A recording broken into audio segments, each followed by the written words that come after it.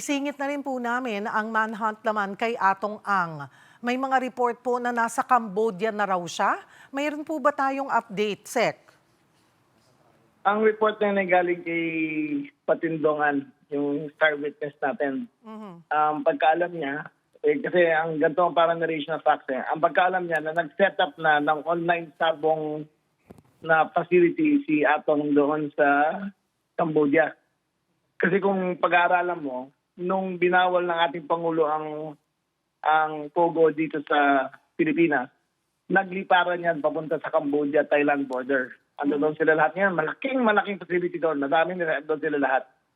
Reportedly, nagtayo siya atong ng sariling online sabong facility doon. Kaya maraming siya kaibigan at may lugar na siya ron. So, it is possible, but improbable na nakaalis na siya ng bansa. Kasi kung gano'n, dadaan siya sa backdoor.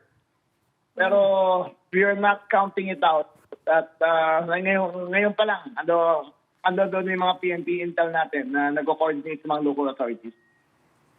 Nakikipag-coordinate na po ang authorities natin sa Cambodia. Sa buong Southeast Asia. Alright. Kumusta po ang investigasyon so far din ng mga pulis na posible raw tumutulong naman para itago po si Atong Ang? Puro unverified Tinignan namin yung mga isang ex-general. Mukhang wala naman talaga siyang alam. Yung ibang mga bodyguard dyan, yung ginamit dyan sa EGK, lahat nakakulong na. So, very limited na yung access niya sa PNP. Actually, mas malaki ang access niya, NBI. Dahil for the longest time, for 30 years, ang bodyguard niya lahat NBI. Kaya mas may access siya ron. So, sa tingin niyo po, may tumutulong talaga at pumoprotekta? Hindi ko alam. I cannot say it for a fact. Nagsuko po ng baril si Ang. Ay may tuturing pa rin ba siyang armed and dangerous, Sec? Wala. Isa na lang. Isa na lang ang supposedly nawala. Pero 5 out of the 6 registered under him na surrender niya. Okay.